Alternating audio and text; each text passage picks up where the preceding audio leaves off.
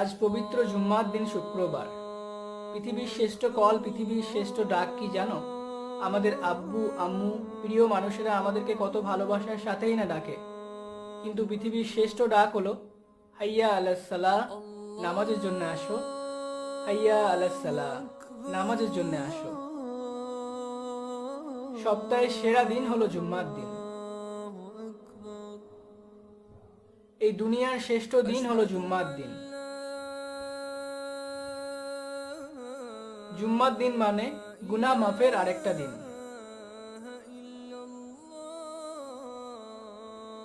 জুম্মার দিন হলো মুসলমানদের ঈদের দিন।